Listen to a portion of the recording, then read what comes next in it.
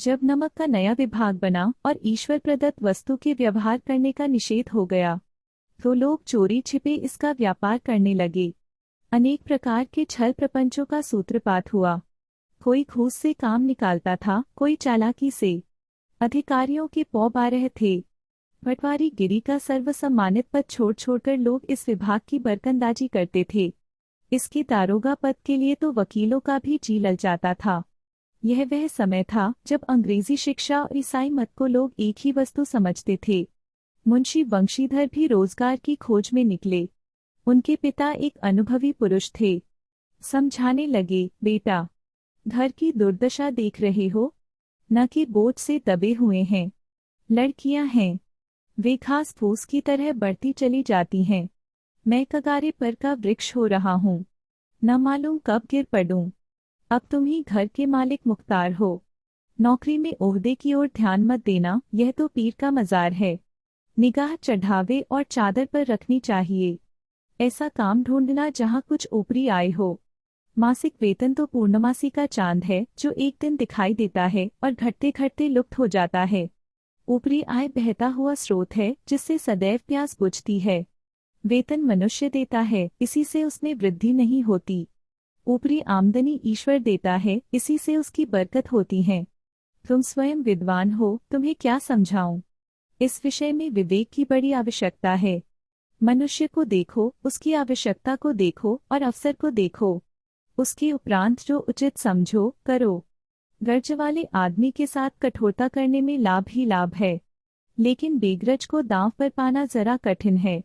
इन बातों को निगाह में बांध लो, यह मेरी जन्म भर की कमाई है।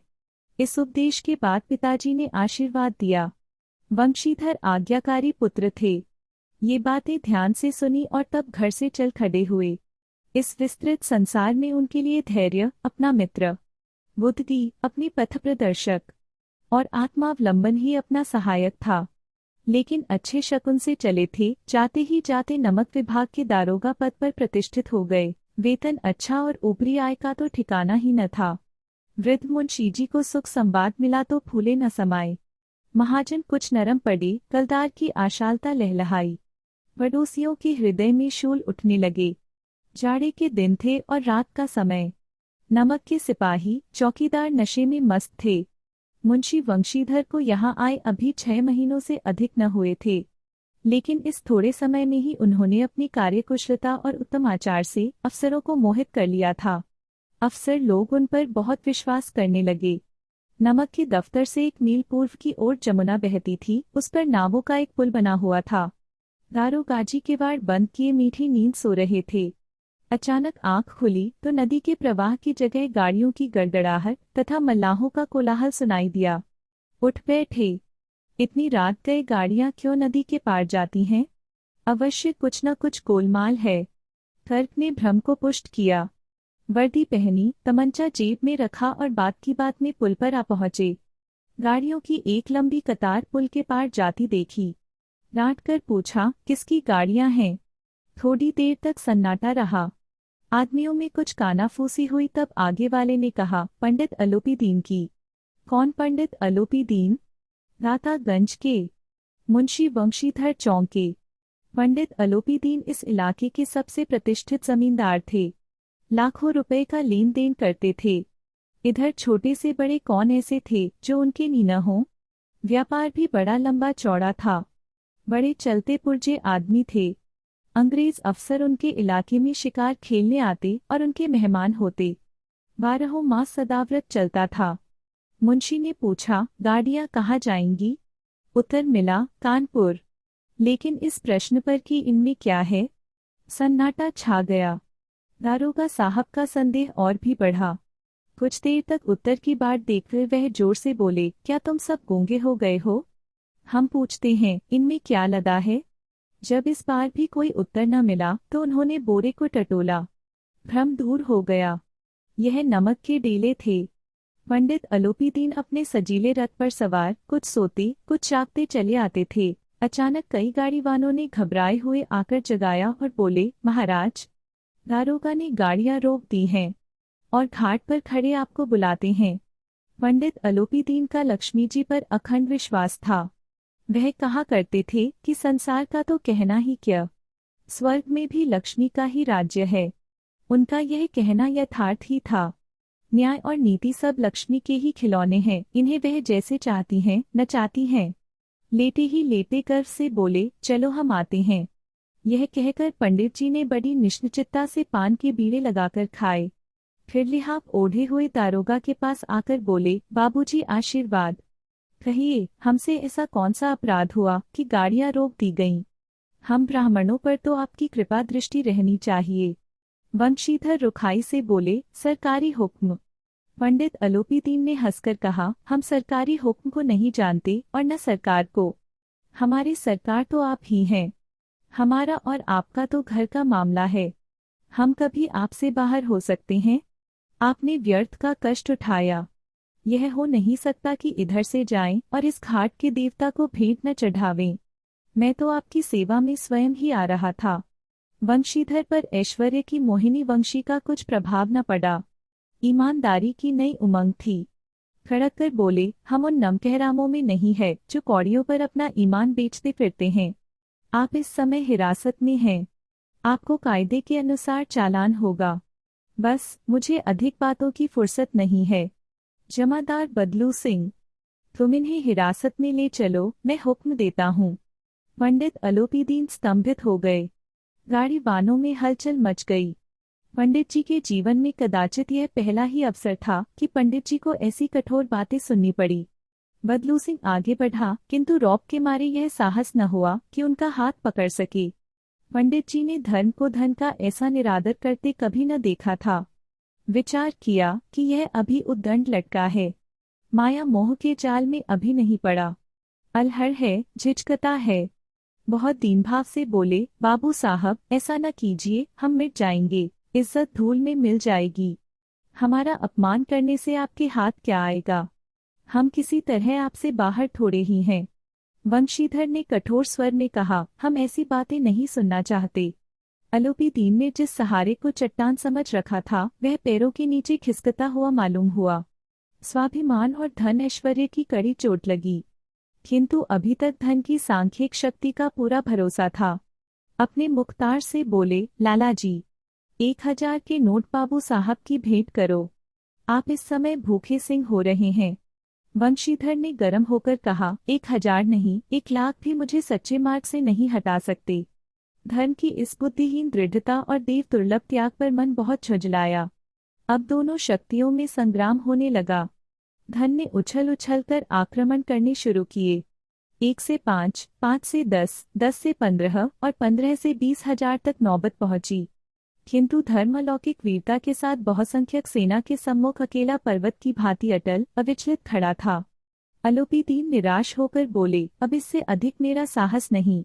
आगे आपको अधिकार है।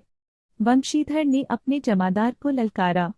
बदलू सिंह मन में दारोगाजी को गालियां देता हुआ पंडित अलोपीदीन की ओर बढ़ा। पंडित जी घबराकर 2-3 कदम पीछे हट गए। अत्यंत दीनता से बोले, बाबू साहब, ईश्वर के लिए मुझ पर दया कीजिए। मैं 25,000 पर निपटारा करने का तैयार हूँ। असंभव बात है। 30,000 पर? किसी तरह भी संभव नहीं। क्या 40,000 पर भी नहीं? 40,000 नहीं, 40 लाख पर भी असंभव है। बदलू सिंह, इस आदमी को हिरासत में ले लो। अब मैं एक शब्द भी नहीं सुनना चाहता। धर्म ने धन को पैरों तले कुचल डाला। अलोपीदीन ने एक हृष्ट-पुष्ट मनुष्य को हथकड़ियां लिए हुए अपनी तरफ आते देखा। चारों ओर निराश और कातर दृष्टि से देखने लगे। इसके बाद मूर्छित होकर गिर पड़े। दुनिया सोती थी पर दुनिया की जीभ जागती थी। सवेरे देखिए तो बालक वृद्ध सबके मुंह से यही बात सुनाई देती थी। जिसे देखिए वही पंडित जी के इस व्यवहार पर टीका टिप्पणी कर रहा था। निंदा की बौछारें हो रही थीं। मानो संसार से अब पापी का पाप कट गया। पानी को दूध के नाम से बेचने वाला ग्वाला, कल्पित रोजनामचे भरने वाले अधिकारी वर्ग, रेल में बिना टिकट सफर करने वाले बाबू लोग, जाली दस्तावेज बनाने वाले सेठ और साहूकार, यह सब के सब देवताओं की भांति गर्दनें चला रहे थे। जब दूसरे दिन पंडित अलोपीदीन अभियुक्त होकर कांस्टेबलों के साथ, हाथों में हथकड़ियां, हृदय में ग्लानि और क्षोभ भरे, लज्जा से गर्दन झुकाए, अदालत की तरफ चले तो सारे शहर में हलचल मच गई। मेलों में कदाचित आंखें इतनी व्यग्र न होती होंगी। भीड़ के मारे छत और दीवार में कोई भेद न रहा, किंतु अदालत में पहुंचने की देर थी।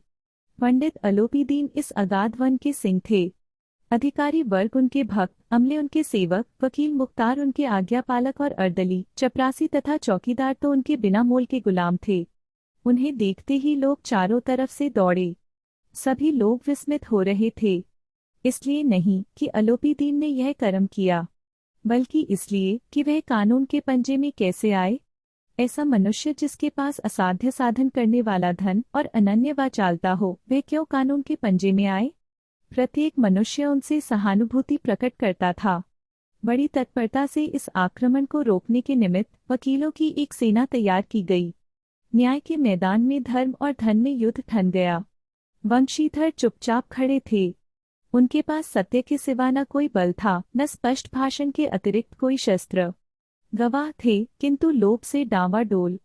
यहाँ तक कि मुंशी जी को न्याय भी अपनी ओर कुछ खिंचा हुआ दीख पड़ता था। वह न्याय का दरबार था, परंतु उसके कर्मचारियों पर पक्षपात का नशा छाया हुआ था। किंतु पक्षपात और न्याय का क्या मेल। जहाँ पक्षपात हो वहाँ न्याय की कल्पना नहीं की जा सकती। मुकदमा शीघ्र ही समाप्त हो गया। डिप्टी मजिस्ट्रेट ने अपनी तजवीज में लिखा, पंडित अलोपीदीन के विरुद्ध दिए गए प्रमाण निर्मूल और भ्रमात्मक हैं। वह एक बड़े भारी आदमी हैं। यह बात कल्पना के बाहर है कि उन्होंने थोड़े लाभ के लिए ऐसा दुस्साहस किया हो। यद्यपि नमक के दरोगा मुंशी वंशीधर का अधिक दोष नहीं है, लेकिन यह बड़े खेद की बात है कि उसकी उद्दंडता और विचारहीनता के कारण एक भले मानुस को कष्ट झेलना पड़ा। हम प्रसन्न हैं कि वह अपने काम में सजग और सचेत रहता है, किंतु नमक के मुकदमे की बढ़ी हुई नमक से हलाली ने उसके विवेक और बुद्धि को भ्रष्ट कर दिया। भविष्य में उसे होशियार रहना चाहिए। वकीलों ने यह फैसला सुना और उछल पड़े। पंडित अलोपीदीन मुस्कुराते हुए बाहर निकले। स्वजन बांधवों ने रुपए की लूट की। उदारता का सागर उमड़ पड़ा। उसकी लहरों ने अदालत की नींव तक हिला दी।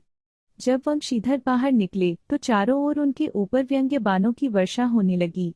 चपरासियों ने झुक झुक कर सलाम किए, किंतु इस समय एक कटु वाक्य, एक एक संकेत उनकी गर्वाग्नि को प्रज्वलित कर रहा था।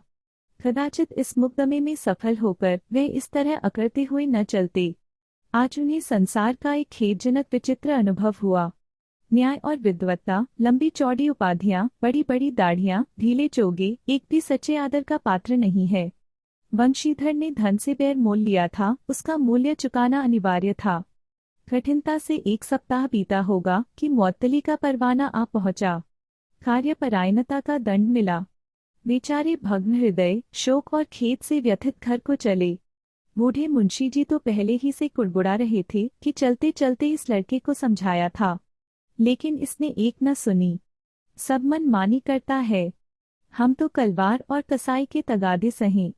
बुढ़ापे में भगत बनकर बैठे और वहाँ बस वही सूखी तनख्वाह।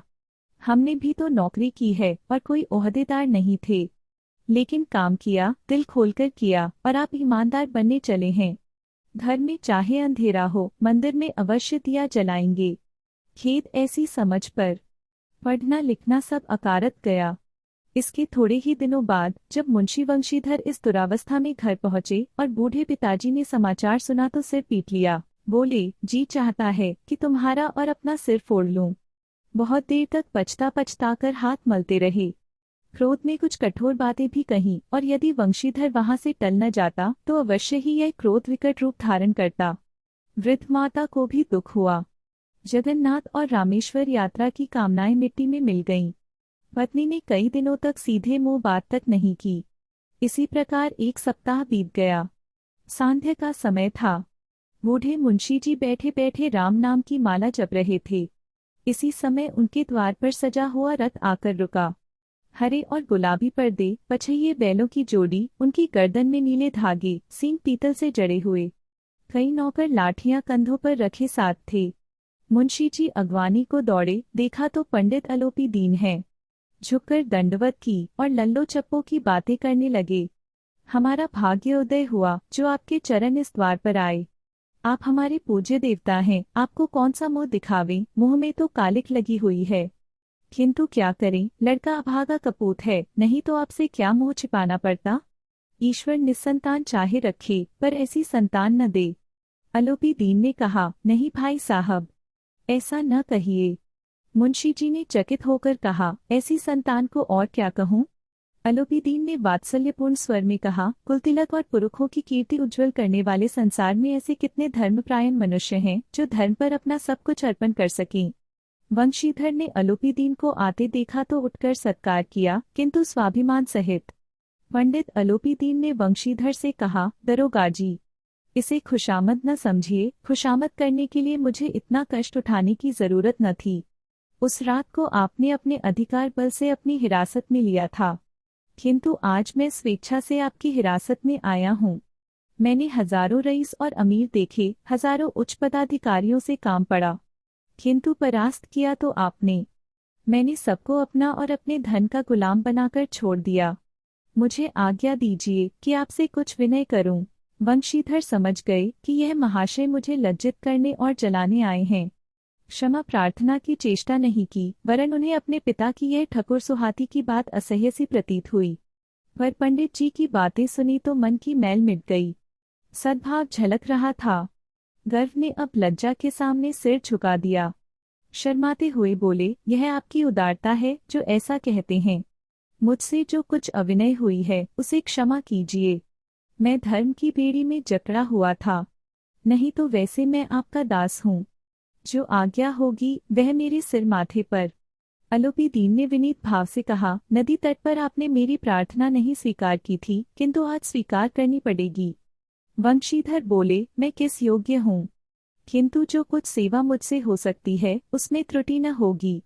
अलोपी दीन ने एक स्टैंप लगा हुआ पत्र निकाला और उसे वंशीधर के सामने रखकर बोले, इस पद को स्वीकार कीजिए और अपने हस्ताक्षर कर दीजिए। मैं ब्राह्मण हूँ, जब तक यह सवाल पूरा न कीजिएगा वार से न हटूंगा। मुंशी वंशीधर ने उस कागज को पढ़ा तो कृतज्ञता से आंखों में आंसू भर आए। पंडित अलोपी दीन ने उनको अपनी सारी जायदाद का स्थायी मैनेजर नियत किया था। 6,000 वार्षिक वेतन के अतिरिक्त रोजाना खर्च अलग, सवारी के लिए घोड़ा, रहने को बंगला, नौकर चाकर मुफ्त। कंपित स्वर में बोले, पंडित जी, मुझ में इतनी सामर्थ्य नहीं है कि आपकी उदारता की प्रशंसा कर सकूं, किंतु ऐसे उच्च पद के योग्य नहीं हूँ। अलोपी दीन हंसकर बोले, मुझे इस समय एक अयोग्य मनुष्य की ही जरूरत है। वंशीधर ने गंभीर भाव से कहा, यो मैं आपका दास हूँ।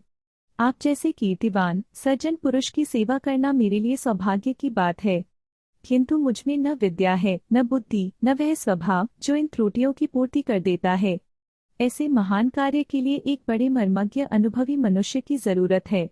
अलोपी दीन ने कलमदान से कलम निकाली और उसे वंशीधर के हाथ में देकर बोले, न मुझे विद्वत्ता की चाह है, न अनुभव की, न मर्मज्ञता की, न कार्यकुशलता की। इन गुणों के महत्व को खूब पा चुका हूँ।